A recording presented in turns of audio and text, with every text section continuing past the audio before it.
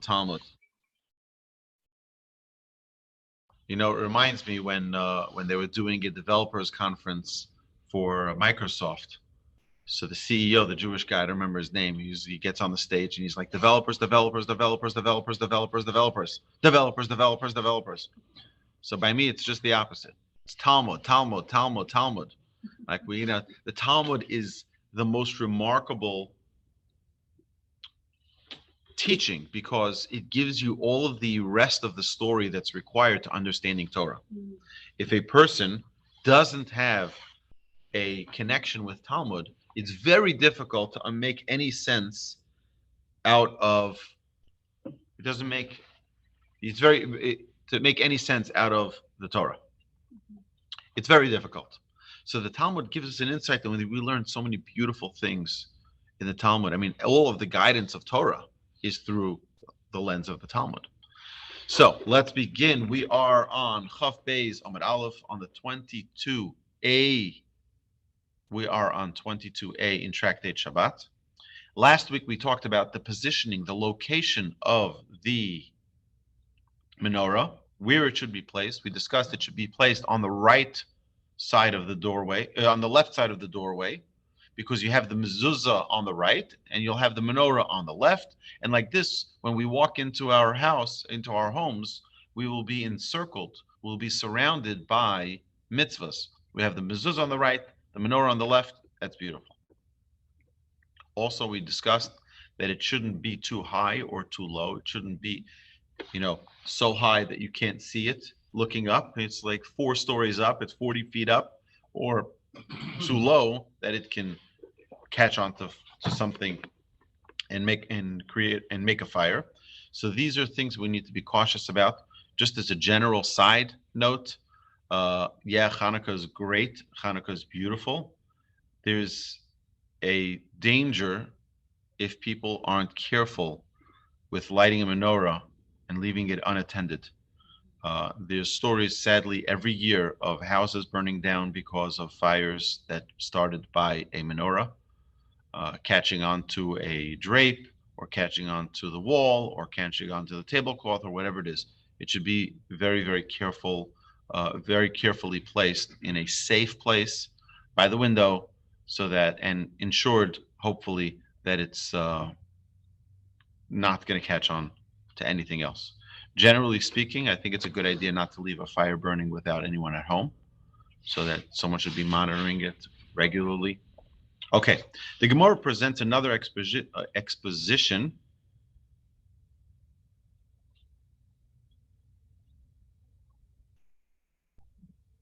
Sorry. The Gemara returns to the question of whether one may make use of a Hanukkah lights illumination. We mentioned last week that one should not use the menorah light for any personal use. So, if you light your menorah and you want to read a book, you shouldn't read a book to the light of the menorah.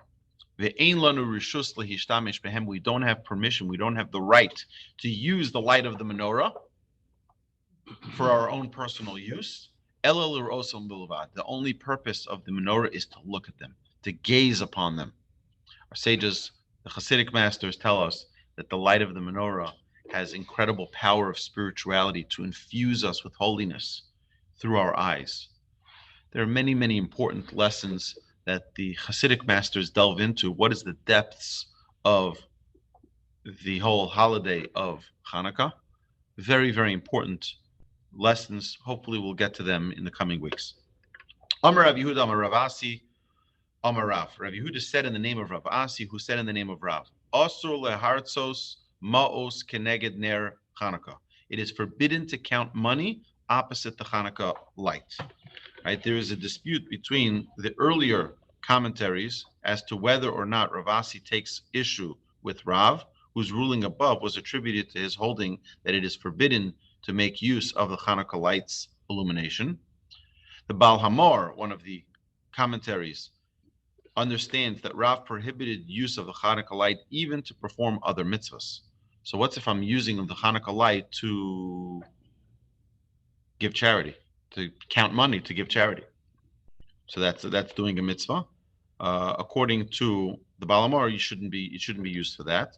while Rav Asi maintained that only non-sacred use, such as counting money for other purposes, were proscribed and prohibited. Rav Asi was concerned about the Hanukkah light being treated disrespectfully and therefore prohibited only non-sacred uses. Rav, however, viewed the Hanukkah light as a commemoration of the temple menorah, which was not used even for other sacred purposes. According to the Ran, another one of the commentaries, however, Rav Asi concurs with Rav that even mitzvah uses are forbidden. Rav Asi is only coming to teach that even minor usage, such as counting money, are included in the prohibition.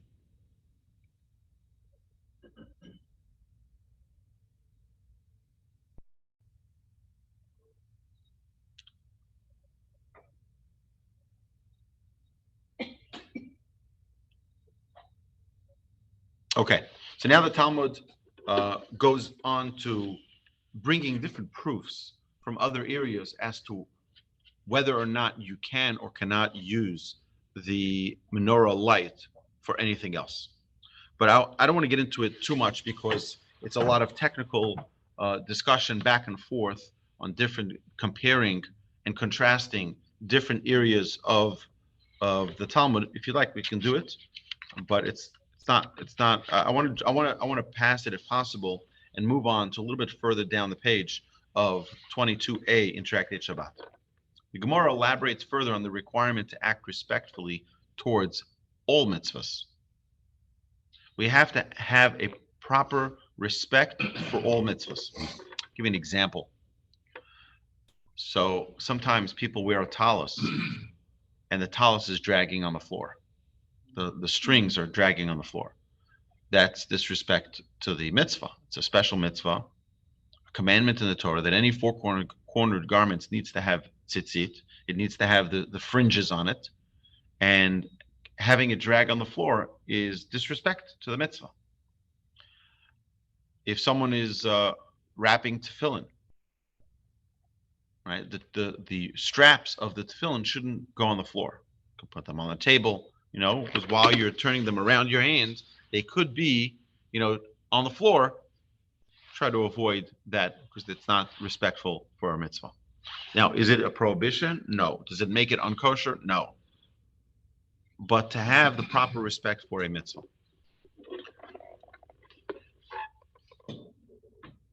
Itmar, it was stated, Rav Omar Ein Madliki Miner Liner.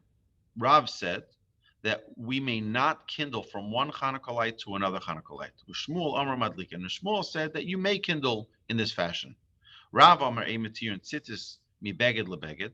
Rav said that you may not unfasten tzitzis, the strings, the fringes, from an old four-cornered garment in order to reattach it to a new four-cornered garment. Shmuel Amar Matir Mi Beged Lebeged. While Shmuel says that we may unfasten tzitzis from one garment and transfer it to another. Rav Amar Ein Halacha Rav Shimon Begrira. Rav said that the law does not accord with Rav Shimon in the case of dragging.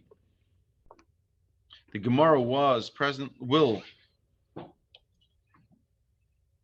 explain the reference. Since the halacha follows Rav's opinion in all disputes with Shmuel involving ritual law, except the three mentioned here. The Gemara cites them together, even though its focus is the case of the Hanukkah lights. Okay, so what were the arguments? Number one was Rav and Shmuel disagree regarding lighting from one candle to another, whether or not you can transfer tzitzis from one garment to another. And the third case,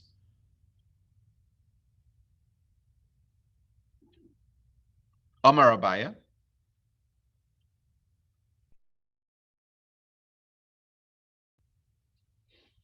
What is the case of dragging? I don't know what's the case of dragging. I think he's going to elaborate on it. Amar Aryeh. Aryeh said, Kol mili dimar ovid kirav. In all matters, in all of the master's affairs, he acted in accordance with Rav. Libar mehanitlas the ovid kishmo. Except for these three cases where he accorded to Shmuel's opinion. Madlikim iner l'ner. He conceded that we may kindle from one candle of the Hanukkah menorah to another.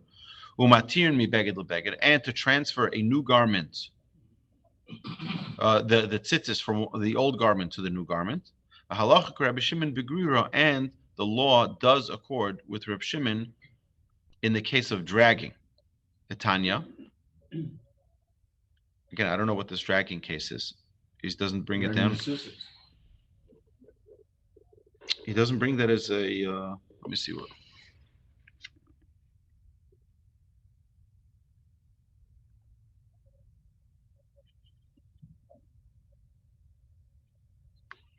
He doesn't bring the example here. Doesn't say what it is. I'm sure the Gemara is going to explain it. It's got to be the tzitzis, because you got one light to a second light. You got transferring tzitzis is the second one. The third one has to be dragging the tzitzis. Possibly. I just gave that example myself before. The Talmud didn't bring it. Oh, so, I thought you. No. I wasn't going ahead. I wish I did. I don't know. Maybe you'll call me a Talmudic sage one day. I don't know.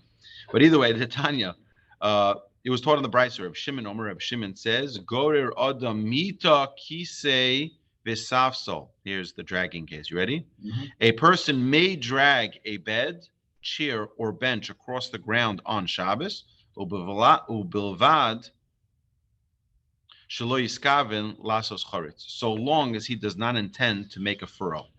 So these are cases on Shabbos. We have this issue where on Shabbos, what happens if someone has to move a very heavy bench? Dragging it across your lawn is going to plow the ground. It's going to make a furrow. Are you allowed to do that on Shabbos? No. Right. Well, typically you're not allowed to do that on Shabbos because you're plowing. But here you need the bench, you need the chair, you need the table. So according to Rav Shimon, as long as you don't intend to make a furrow, it is okay. As long as your intention is not to do so. There is a Tanaic dispute as to whether one may perform a permitted act on the Shabbos when it is possible that he will accidentally perform a forbidden labor as well. Rabbi Shimon holds that a person is allowed to perform the permitted act, i.e. dragging a bed across an unpaved courtyard, so long as he does not intend to perform the forbidden labor, creating a furrow, an action that would qualify as a subcategory of plowing or building on Shabbos.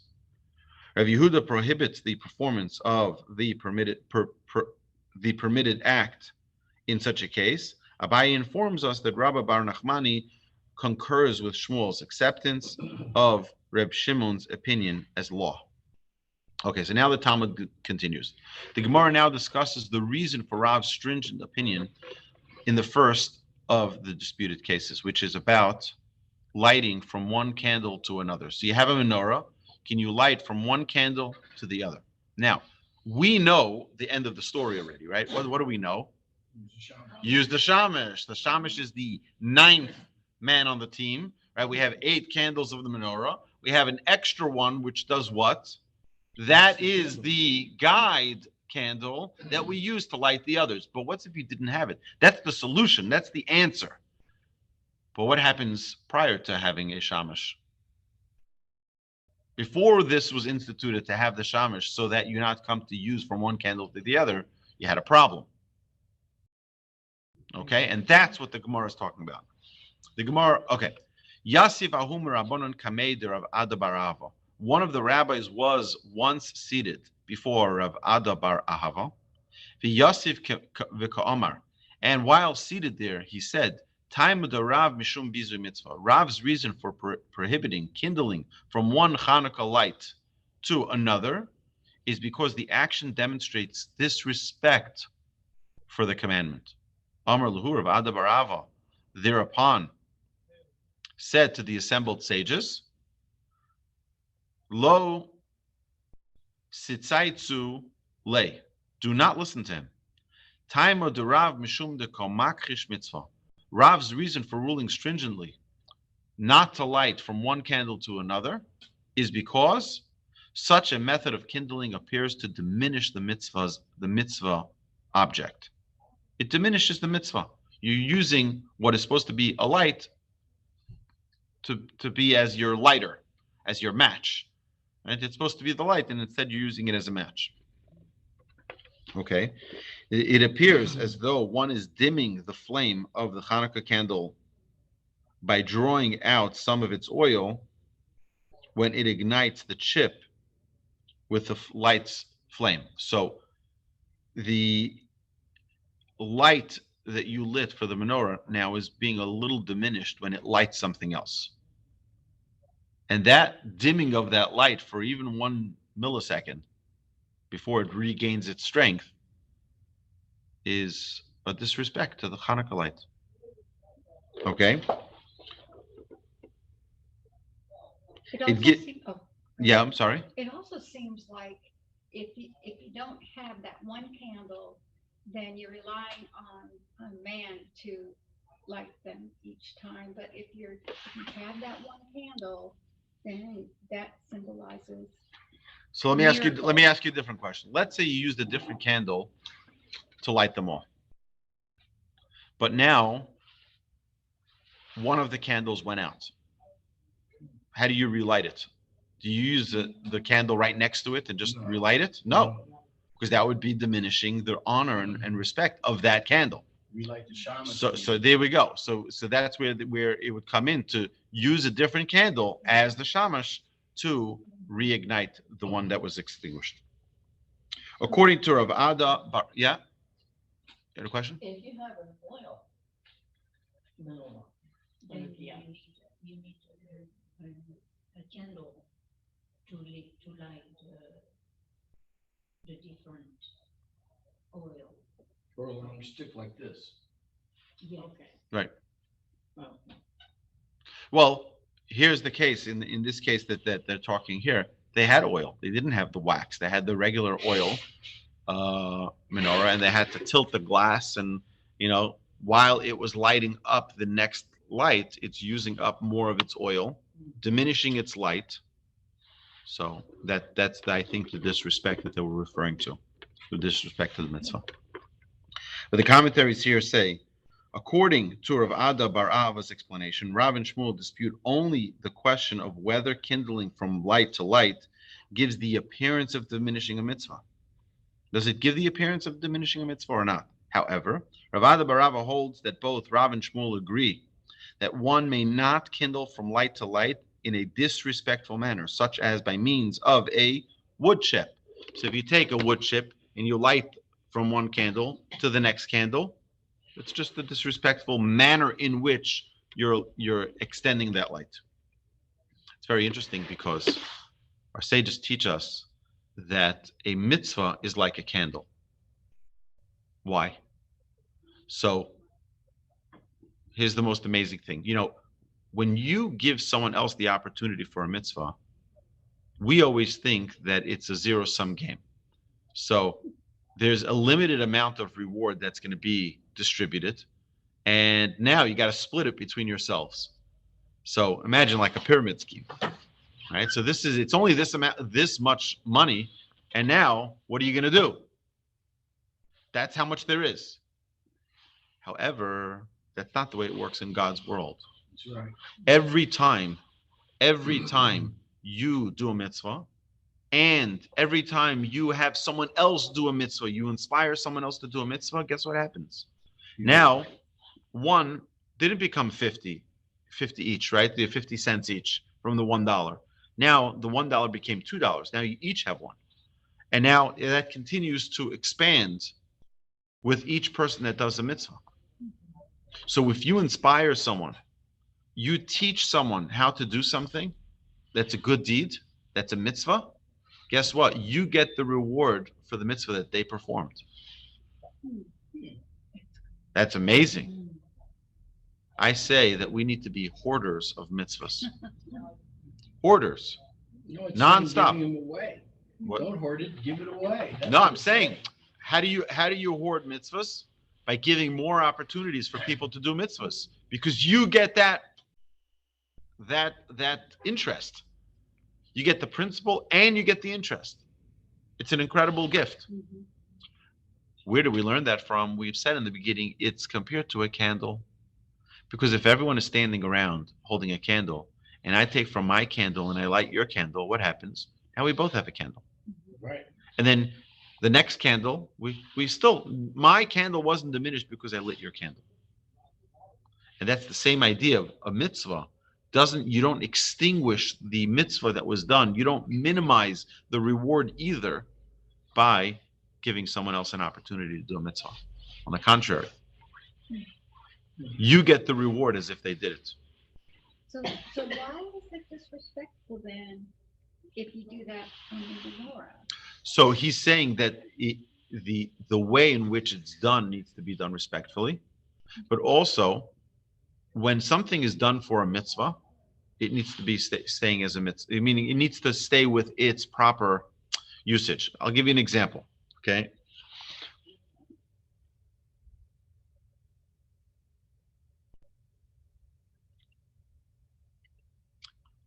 If someone has a mitzvah, let's pick any mitzvah,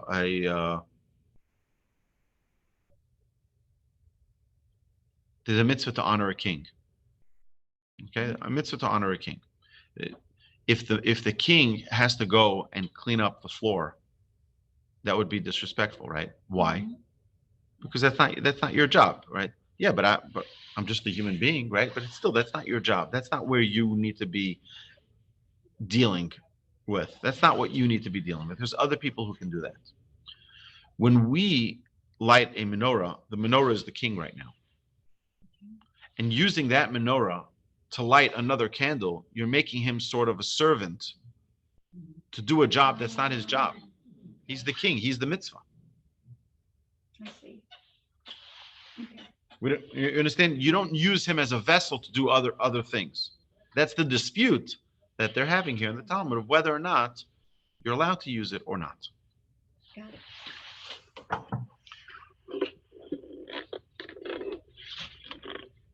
Okay, see, he says over here,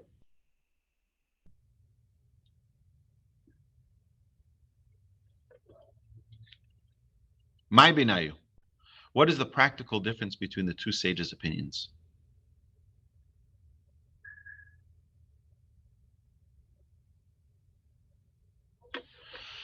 So he says, Ika benayu. There is a difference, and the difference is as follows: the kamadlik b'shraga l'shraga. There exists a difference between them in the case where one kindles directly from one Hanukkah light to another Hanukkah light. Man de Amar Mishum Bizu Mitzvah, according to the one who said that Rav ruled stringently because kindling from light to light demonstrates disrespect for the commandment. Mishraga l'shraga madlik. Rav would concede that one may kindle directly from one Hanukkah light to another Hanukkah light. For without the intervening wood chip, there is no disrespect of the mitzvah. Okay, so he says the only reason there's a disrespect is because you're using something which is inferior to light it. But if it's just directly from one Hanukkah candle to the other, it's not a problem. Man da'amar mishum akhushe mitzvah, but according to the opinion that says that Rav ruled stringently because kindling the light from light to light appears to diminish the mitzvah object, mishraga l'shraga nami aser. Then in that case, lighting a Hanukkah light from one to another would be prohibited. Why? Because it's disrespect. Okay, so that's the reason for why Rava said that. Based on the reason, could have a different outcome. We don't know the reason. We're trying to figure that out. The Gemara challenges the first explanation of Rav's rule. Masiv Rav Avya. Rav Avya retorted by citing a brisa, Sela shel, with regard to a Sela coin, Maser Sheni, Ein Shoklin Keneged Dinir Zav. We may not weigh unconsecrated gold dinner coins opposite it to see if they are whole. And this is so even if one intends to redeem other second tithe produce upon the dinner coins. We'll explain this in a minute. I amres b'shlama. Now, it is well if you say that kipli gi Rabbi Shmuel miner l'ner. When Rabbi and Shmuel argue, it is in a case where one kindles directly from one Hanukkah light to another Hanukkah light. Avo bekinsa asa Shmuel. But to kindle the second light with a wood chip, even Shmuel prohibits it. Ha to heavy to yufta. And this brisa would not be a refutation of such an interpretation. Ela I amres bekinsa nami shari. But if you say that Shmuel permits kindling the second light with the wood chip as well, since it is needed for performing a mitzvah, to have it yufta, then this brisa would be indeed a refutation of your opinion.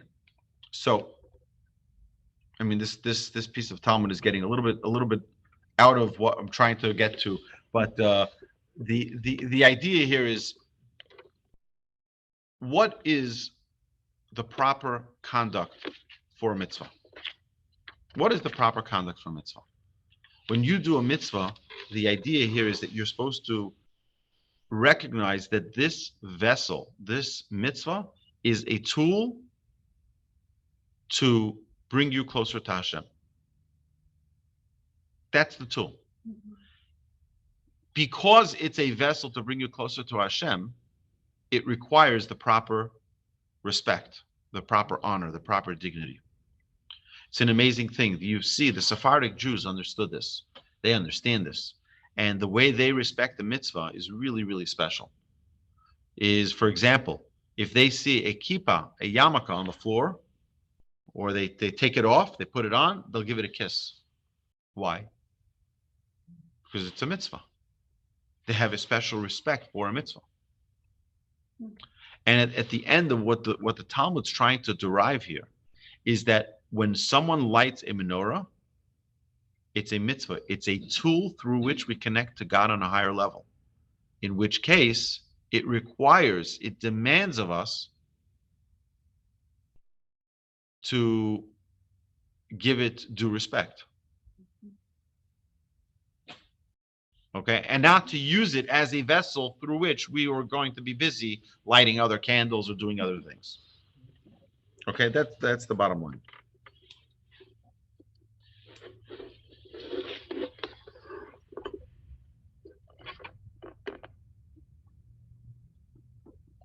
Okay.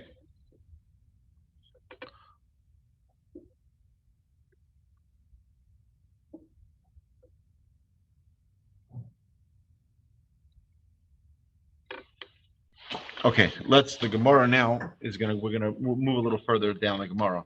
The Gemara says, the Iba Eluhu, for indeed the sages have previously queried, Hadlaka osa mitzvah o hanacha osa mitzvah. What does the mitzvah of menorah? Lighting the menorah or placing the menorah in its place? Which one does the mitzvah? Lighting.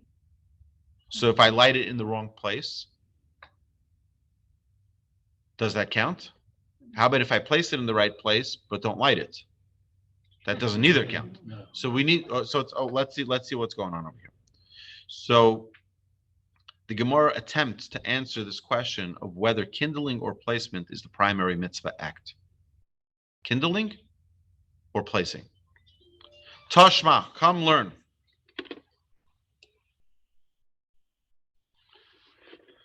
Tashma, come learn a proof that placement is primary. The Amar Rava.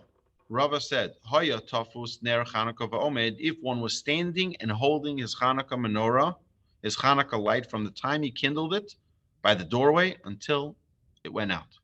So he lights his menorah, sits down, and holds his menorah the entire time that the Chanukah light is lit. Lo asav lo klum, he has accomplished absolutely nothing, says the Talmud. Shma mina hanacha osa mitzvah, derived from this dictum that placement accomplishes the commandment, for it was the person's failure to put the light down that prevented him from having fulfilled the mitzvah. The Gemara rejects this proof. It says, Hasam haroa elmer, the non-fulfillment there is because one who sees him holding the light may say, Litzorko hu denakatla, right? it was for his own purpose that he was holding it. In which case, the miracle will not be publicized. Ordinarily, however, the mitzvah is fulfilled with the kindling. In that specific case, we assume that he only lit the menorah because he wanted to have the light. He was cold. He held the menorah so that he can be close. Or he, whatever personal reason he may have. But he wasn't lighting it for the mitzvah. He was lighting it or to publicize the miracle. He was just lighting it because, right? And that's why he held it. But had he put it down, he would have fulfilled the mitzvah. So it says, no, that's not a proof. That example is not a good proof because that's an individual case, which gives us an individual ruling. But it's not, you can't learn that to other things. So the Gemara now takes the opposite tack. Tashma, come and learn proof that kindling is primary. The Amar Rava said, Hidlika bifnim v'otzia, if one kindled the Hanukkah light inside the house and then carried it outside to place it by the doorway, lo asa klum, he has accomplished nothing. Now, if it is well if you say that kindling chiefly accomplishes the commandment, for this implies that we require a kindling in its proper place, meaning it's not lighting the menorah, it's lighting the menorah in the proper place. Well, possibly, we'll see. Hadlaka b'mkomo ba'ina. We need the hadlaka. We need the kindling to be in the proper place. Mishum hachi lo asaklum. Because of this, it was not lit in the right place. Because he lit it one place and moved it to another place. So now it's not a lighting. But if you say that placement accomplishes the commandment, that where you put it and where you lit it, the placement of the lighting is what fulfills the commandment. Then why did he do nothing? He placed his Hanukkah light in the proper location. We must therefore conclude that Rava's dictum that kindling constitutes the primary mitzvah act is indeed what does it. Kindling it in the right place. And if you move it to the right place, it doesn't count. It has to be lit in the right place. The Gemara rejects this proof as well now. The Gemara says, Hasam Nami, there also the non-fulfillment is because, no, it's not the same as Shabbos candles. Shabbos candles in general, good question, Bobby. Shabbos candles are muktzah. You can't touch them after they're lit. Once they're lit, you cannot move them. So that's a different issue. Now, there is a way around it, the halacha says. What's the way around it? If you have the Shabbos, if you light the Shabbos candles, for example, many people like to have, where does this whole, having a candle at a romantic dinner? It comes from Shabbos, by the way. And people, this is already thousands of years where women are lighting Shabbos candles, and they would have it on their Shabbos table. But what happens? You need to clean the Shabbos table now or change the tablecloth, and you have the Shabbos candles. You can't move them because it's muktzah. It's something which is designated for weekday activity. Why is it designated for weekday activity? Because guess what? We don't light Shabbos candles on Shabbos. We light Shabbos candles before Shabbos. We're not allowed to light a light on Shabbos. So it's for pre-Shabbos activity, not for Shabbos activity. Therefore, you can't move it. So what do? You need to change the tablecloth, and you have your candelabra on the table. So the solution our sages tell us is to make sure that you light it on a tray or on a plate. Then what you can do is, and this is a trick. This is real halacha. Okay, the halacha says to do this. You can put something that you are allowed to move on that tray, and then you can move it. So, for example, you have Friday night tonight. You prepare your Shabbos candles on a tray in middle of your Shabbos table. It's going to be so beautiful. You're going to have the Shabbos candle right there on your Shabbos table. And now you have it on a tray. Shabbos candles are so beautiful Friday night. Now, after the meal, the lights are out already. The candles are out. You want to move the Shabbos candle, the Shabbos candelabra. What are you going to do? So you can take something which is permitted to move, like a knife, a fork, a spoon. You can move that on Shabbos. That's not a problem. Place that on that tray, and now you can move the tray. Okay. Understand? Because it is now, that tray is a foundation for something which is permitted to move. Yeah, it's true. There's also something that's not permitted to move. I'll give you another example. Not a good example, but it's an example. Keys. Are you allowed to have, again, this is where you're allowed to carry if there's an Eruv. Okay, so that's just you have an Eruv in your community and you're going to eat by someone else's house. So you need to lock your door of your house. So you take your key and you lock your door. Now, what do you do with your key? You can take it with you. But there's also car keys on that keychain. Car keys are muktzah, because you're not allowed to drive a car on Shabbos. So if you're not allowed to drive a car, the keys for the car are also prohibited. But because you have the key that you're allowed to have for your house, and the car key is secondary to that, you can carry it. Again, this is only if you have an Eruv, only if you have the boundaries around the neighborhood as a designated domain. It becomes a single domain, all of the houses, and that's why we have the strings that go around the neighborhood. We have, I think, 4 or 5 different Eruvs in Houston. Houston's a big city, so to have it's for all the different neighborhoods, but you have one at UOS, you have one at Maryland Minion, you have one here at Torah V'Chesed, and you have one at the Young Israel Chabad neighborhood, 400 Southwest. So there's going to be another one for Torchwood. It's going to be another Eruv that they're putting together. So this is a remarkable development in our city. But the problem is if you have an area between Eruvs. So let's say if you were to walk from my neighborhood to this neighborhood where we are here at the Torch Center, you can't carry because there's no contiguous Eruv. There's an Eruv that gets you halfway here, and then about 30% of the way from here. So you have that area that's not covered, that doesn't have an Eruv. So that could be problematic.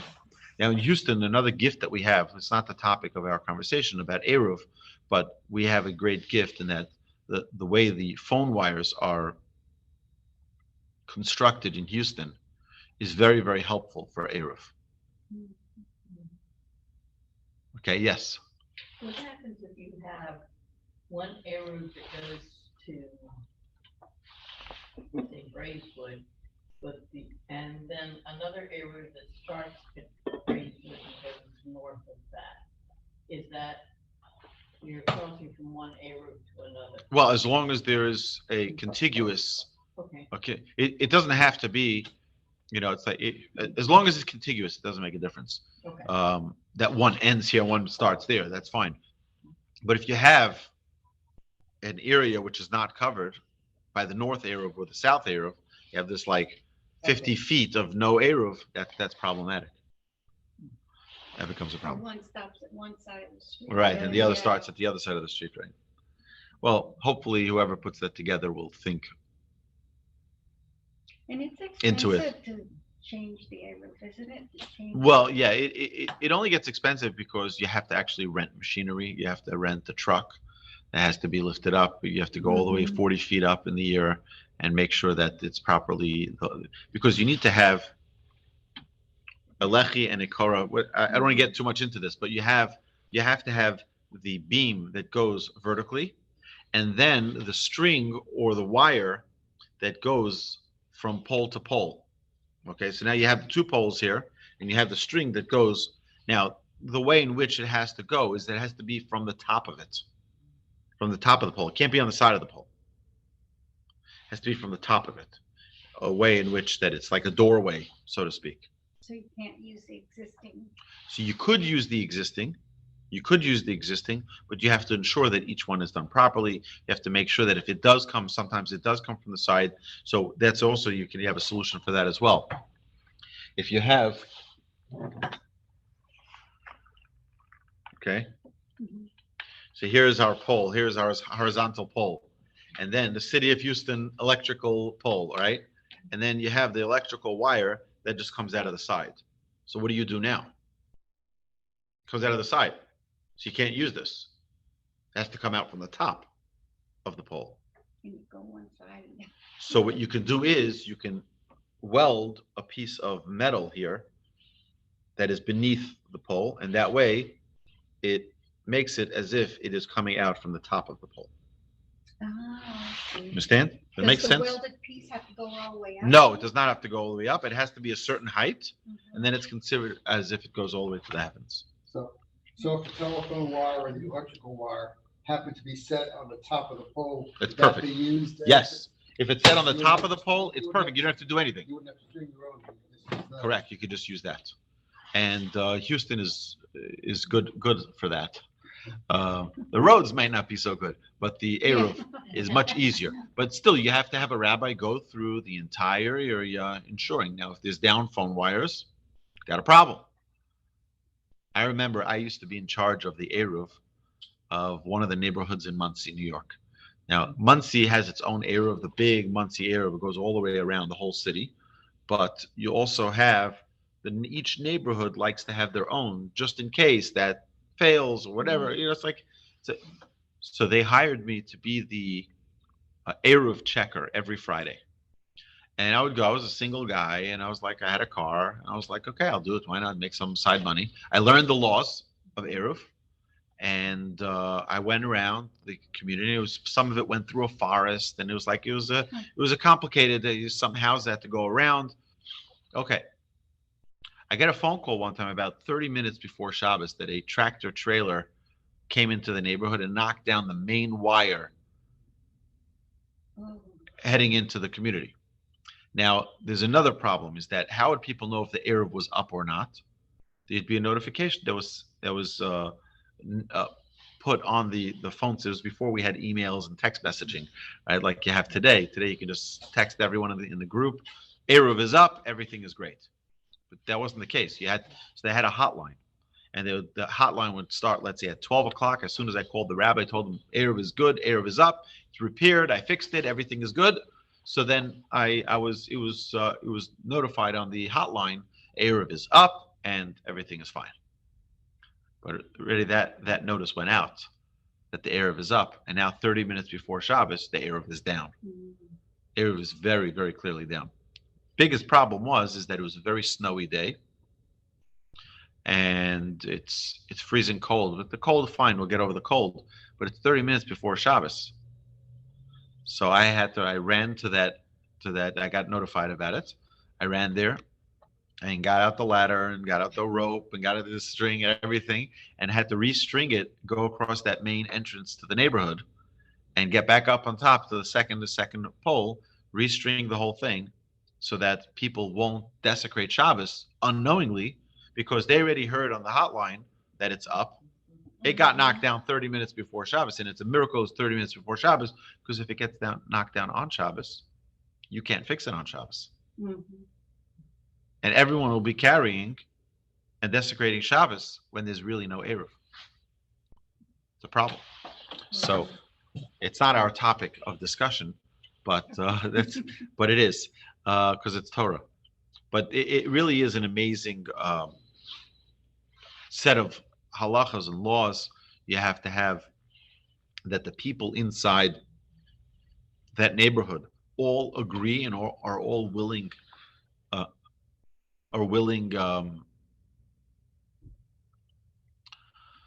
participants in this Eruv. So if you have a neighbor who says, I'm not, don't count me in. I don't want to be part of this.